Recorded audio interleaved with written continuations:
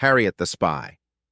So this Vernon character is likely Vernoin, a recent runaway from the Noin Apuk clan that for some reason amputated his horns and tail before participating in a tournament to earn a title before his emotions got the better of him and he tore his own shell off. Harriet asks for clarification, desperately wishing for some kind of hard drink to dull the throbbing pain that the stupid was bringing. She met Vernon. Before he bumbled into a fairy tale romance, he was nothing more than a dork who managed to stick out the harsh training. He was not the runaway son of an Apuk noble. He was not some impossibly well-put-together robot. He wasn't a chemically enhanced supertread either. Although telling him about these working theories to his origins would likely have the man fall to the ground laughing, most of the nerd squad too. Make that most people on the Dauntless, actually. Okay.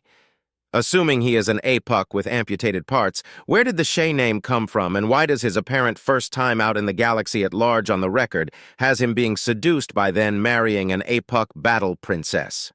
Harriet asks the room at large as she goes over the information. It's honestly rather fun to throw out ideas and see where these crazies run with them. There's an ancestor in the Noin clan known as Shay Noin. It was a few generations back, and she was apparently quite the rebel in her youth before settling down in a hurry. Lavender notes as she goes over more and more data. If the girl didn't seem to be outright obsessed with finding the dumbest reasons for anything, she would actually be an amazing data analyst. So Shay is a small act of rebellion, but if he's so strong as a sorcerer and warrior, then why would he be so stupid as to think that calling himself Vernon rather than Vernoin would somehow fool people? Harriet tries to both see if there's some kind of sense to be had in the girl and play up her role as a junior member of this conspiracy. "Boss lady, boss lady, boss lady!" one of the Charbies exclaims, flying in. "Got the video! Same one that new girl got. He was just leaving Defenestration Nation. Lot of marks on him. Maybe he got caught a few more times?" The purple-clad cultist exclaims, zooming in with her communicator at the ready. "Maybe he was with a bunch of Yao-Ya, and don't they have a big fetish for that kind of thing?" Genshin asks. Yes it does. That's not relevant to this, though.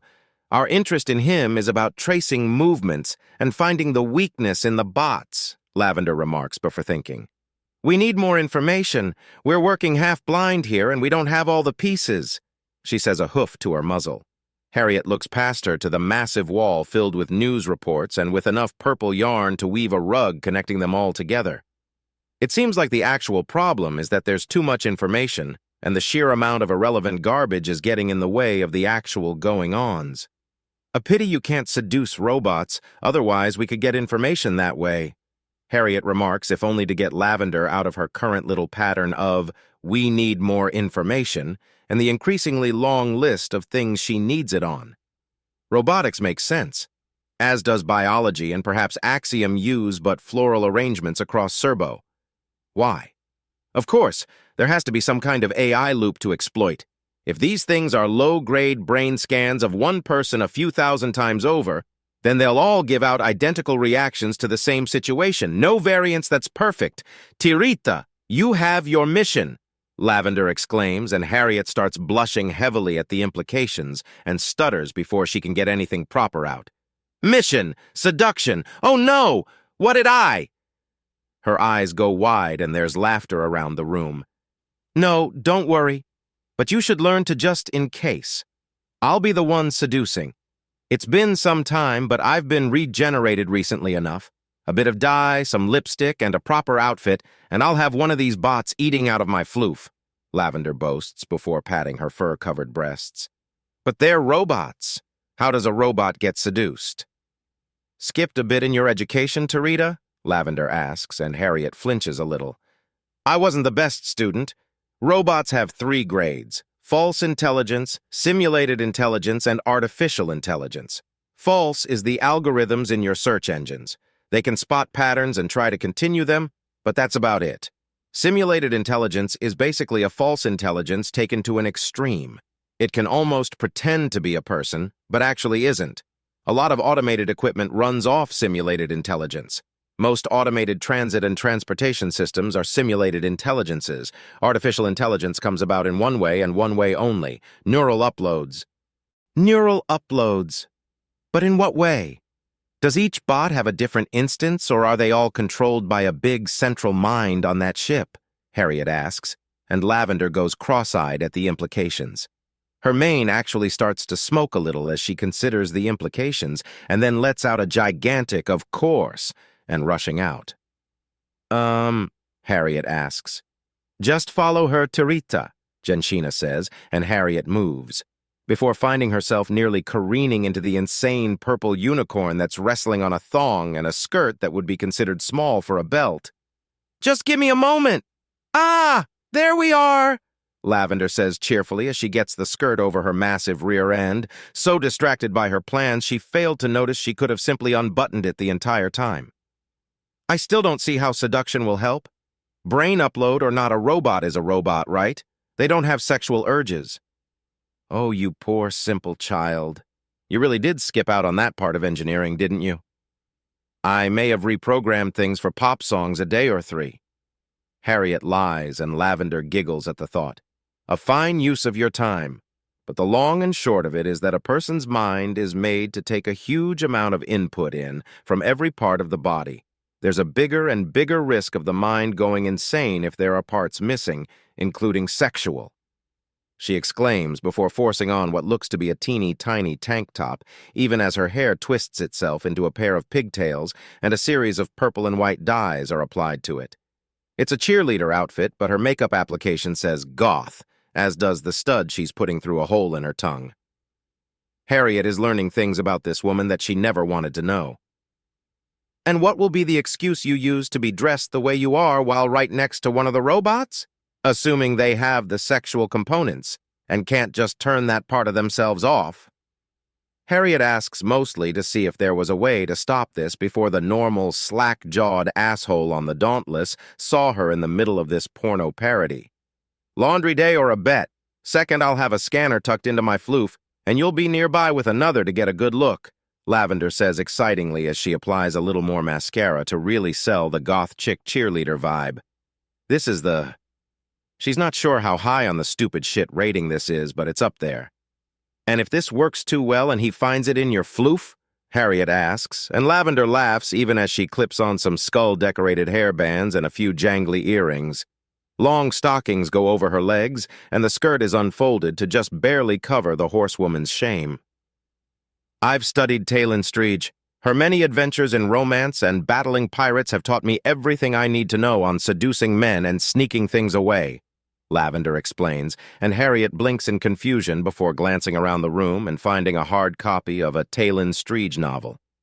Warp Cores and Wandering Hands. It looks like a cross between a Harlequin romance and a space opera. After a moment of stewing in the fact that the idiot unicorn conspiracy theorist is going to slut up as a goth cheerleader and try to seduce one of her fellow soldiers, Harriet comes to an important decision. She wouldn't miss this train wreck for anything. Anything! At her suggestion, and in an effort to be helpful, Harriet is acting as a porter and carrying a bunch of Lavender's laundry. Apparently, the silly creature's pies were watching a trinity of men clearly off the Dauntless in a laundromat. Harriet struggled to suppress her grin at the sheer absurdity she can sense coming. 20 minutes later, and they're outside the laundromat in question, and it's all Harriet can do to not burst into laughter. She recognizes the men in there, Amadi, Reggie, and Koa, the sweeper team that had a strange knack for bumbling onto more and more conspiracies. If the data chip that Reggie was pulling out of a coin return with an irritated look on his face is any indication, then they're in the middle of another one. Give me the laundry, and be ready to watch and learn. Lavender orders her, and she quickly takes the soiled clothing as Harriet leans against the building and pulls out her communicator as if she was merely caught up in her social life. You're good at this, Tarita, the goofy unicorn says and baffles Harriet as a surge of paranoia rushes through the girl before she forces it down. So, what's up? Need extraction? Koa texts back to her in English in response to her heads up. The four-legged perv that walked in leads the purple perceivers. She's checking you 3 for robots. She texts as she glances around to make sure no one is watching. Her communicator won't record this interaction, but the fact it's in an unknown language should alert someone. But no one's paying attention to her, just another tret on the sidewalk. Robots? What? Koa demands. Long story. She's harmless, but you three don't know me. Harriet answers. All right, if you need backup, the code word is Hawaii. If you're being forced to give a code up and need rescue, it's Florida. Any orders? Koa sends back. Just play along with her plan. She'll try seduction and will be looking for proof of a robot or seducer. Whichever way it goes, you are to let her have her fun, and you do not know me. She says before giving a glance into the laundromat to check both sides of this oncoming train wreck. We're here to bait out cults and lead them on. We know what we're doing, Miss Total Stranger that we have never seen before in our lives. Koa returns. I will slap the sarcasm out of you someday. She threatens him. 10, 4, is the smug response from the large Hawaiian man. She can only watch in horror as the stupid horsewoman is all but twerking in full view of all three men. Amadi is looking a little two-dimensional, meaning the illusionist bastard is likely laughing himself sick at the moment and trying not to give up the game. Reggie is looking away in disgust, but also clearly sneaking glances. So the rumors about the man struggling with something he finds physically appealing and morally disgusting are spot on. Good. All that work in learning every rumor on the Dauntless as social training from Sir Philip has actually paid off. It seems to be hitting him especially hard as he mouths the word bestiality to himself. But he does keep looking. So what are the odds of one of you idiots falling for her charms? She sends after a few more minutes of the combinations pie action and strip show. Considering that my girls have been very attentive, Amadi can't stop laughing and Reggie is listing off every STD known to man and a fair few from around the galaxy. Fairly small. Koa responds and Harriet snorts in amusement. Yeah, that was about what she was expecting. Rack and Roll, Shadows of Centris. In retrospect, telling Amadi that the stripper Purple Unicorn was a stripper Purple Unicorn conspiracy leader was a bad idea, mostly because the man's focus was now so frayed that the illusion that he was still standing there had gone from kind of flat to a full-on cardboard cutout, complete with a thick black marker outline. Reggie's response was to distract himself by rooting around for more communication drops and finding no less than 5 in so many minutes as Koa offered the goth/bimbo/cultist/unicorn the mildest amount of attention so that she wouldn't notice just how badly her own schemes had fallen apart. Meanwhile, he was actually recording this to send to the intelligence division, who sent a short reply to steady his brain. And remember that just because she looks like an idiot doesn't mean there's not a grenade up that fluffy purple cleavage that they're getting so much underboob from. He passes this information to the other two men. The illusion of Amadi paying attention goes from cardboard standee to high definition, and then passes into straight-up realistic. Okay, I'm back. What did I miss?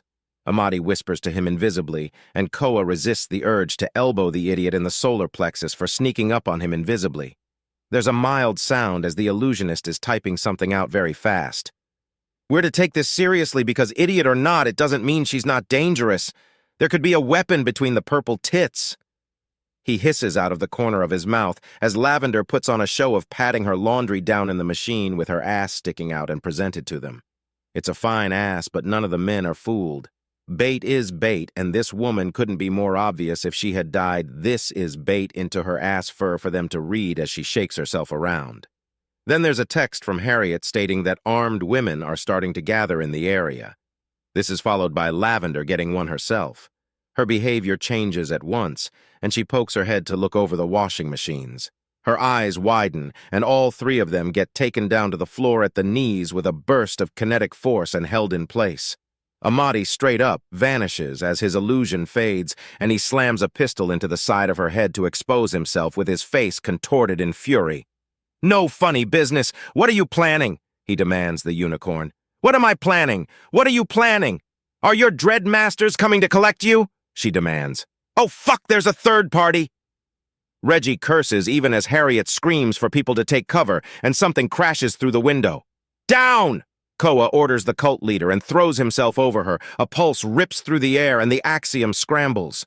Every machine dies and stops, leaving the three men unhurt, but Lavender and Harriet are dropped, one borderline unconscious, the other merely off balance.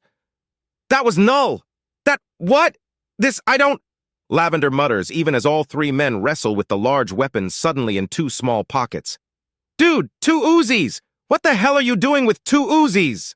Amadi demands as he wrestles out his grenade launcher and rips the pocket open just to be done with things.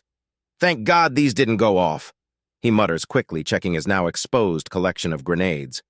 Guys, there's like 15 people dropped outside. You need to watch your fire with whoever these crazies are. Especially you, Amadi, Reggie remarks, glancing up at the reflection of a few opened glass doors for the dryers. As he puts together his rifle, his pants and jacket are bulging with the pieces of the large gun.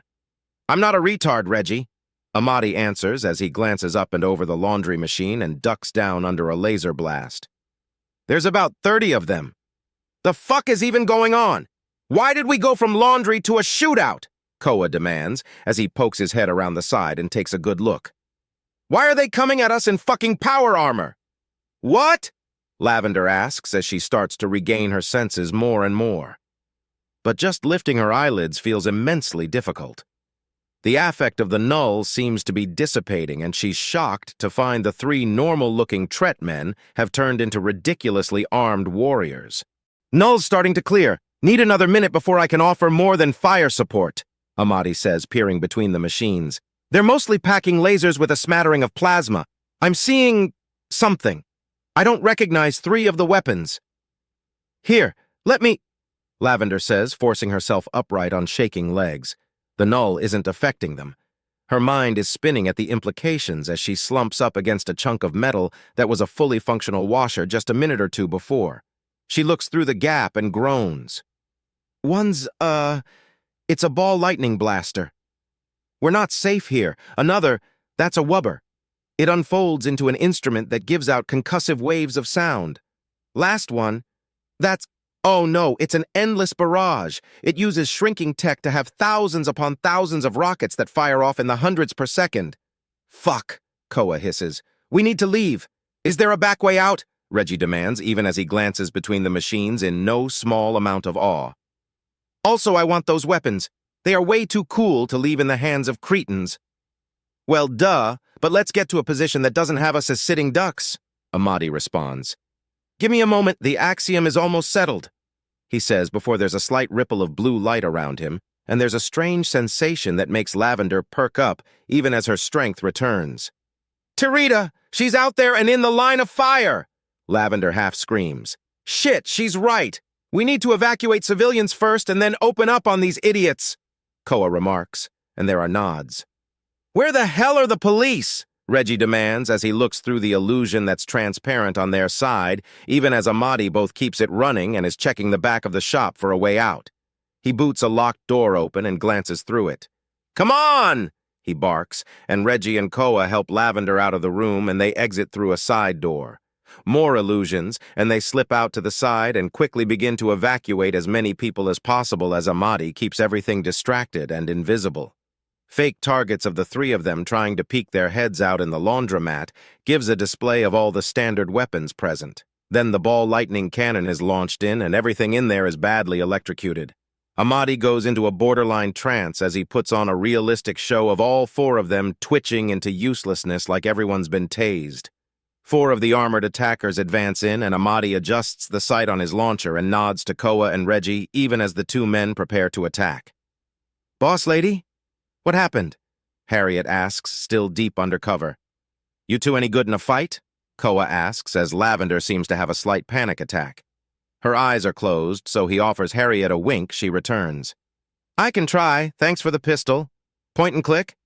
Harriet asks, pulling out her own hidden pistol out of sight of the freaking out Lavender.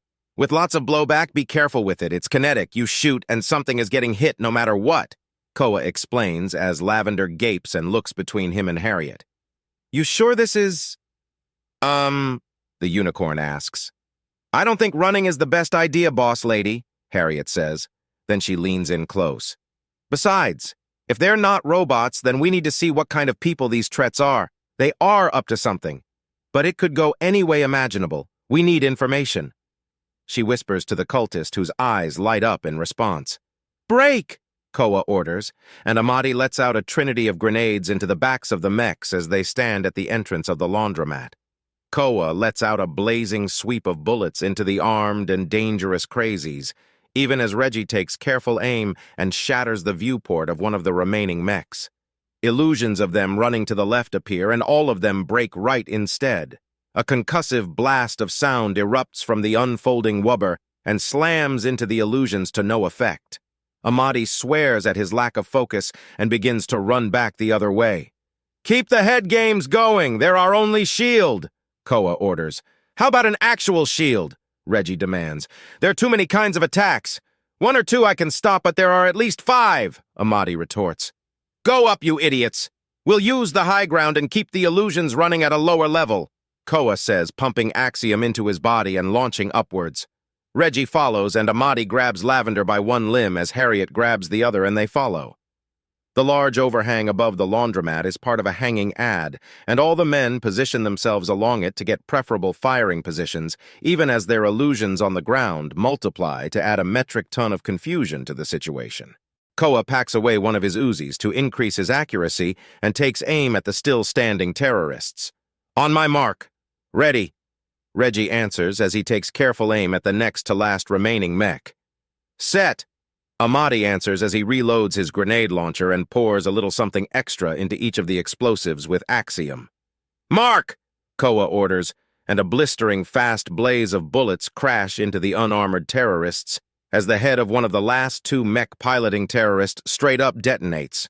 A blast hits the ground and the sound wave slams into them all like a physical force before the shockwave can. The 1-2 punch knocks them off balance, then bounces what few standing opponents are left over the edge. "I'm getting that weapon," Reggie growls out. "Cover me," he orders, setting his gun to the side. "You're doing what?" Harriet demands him as he vaults out of cover, and Amadi starts glowing as he twists more and more illusions to give him visual cover as Lavender watches in nothing short of sheer awe to the events unfolding around her. "Why's he going for the endless barrage?" Lavender demands, even as Koa grins while giving the stealthed and sprinting man covering fire. "1,000-shot rocket launcher is awesome," Koa answers easily enough, and Amadi chuckles. "Man's got his priorities. New lease on life needs a new way to spend the time." Amadi adds in as waves an image for the mech trying to retrieve the dropped endless barrage. There's a clear moment of panic as the mech's grippers go clean through the expensive and powerful weapon. Reggie grabs the weapon, quickly checks it over, and turns to bail even as the mech terrorist does the smart thing for once, and the endless barrage starts flashing and beeping as some kind of homing beacon starts going off. The mech turns towards Reggie just before it's hit by one of Amadi's grenades and blasted off the level. In the distance, the sound of sirens blare through the air as numerous law enforcement agents start rushing to the scene. "What the hell took them so long?" Amadi demands, even as Reggie rejoins them in their defensive emplacement. "Duh! They've got friends in the guard! How did you keep moving with the Axiom scrambled by the null? I could barely stay conscious," Lavender demands, stomping a hoof and trying to look intimidating despite being dressed as a goth cheerleader. "It knocked me clean out," Harriet admits, and there's a glance around from the guys. Yeah, they get the message. "We're from Cruel Space Ladies. We're used to null," Amadi mutters. "Although I must say I prefer Axiom, it lets you have some real fun," he remarks before looking around. "Hey, one of you pop your head up. There's something with these patrol cars. The hairs on the back of my neck are sticking up." "Let me look. Tarita's kind of new around Centris," Lavender says, popping up and looking straight at the approaching vehicles. "Oh, okay. We need to run, all of us," she says in a shaking tone before racing out of the hiding place, bracing her fall with Axiom and galloping down the block to leap off and down several levels. All 3 men and Harriet in hot pursuit.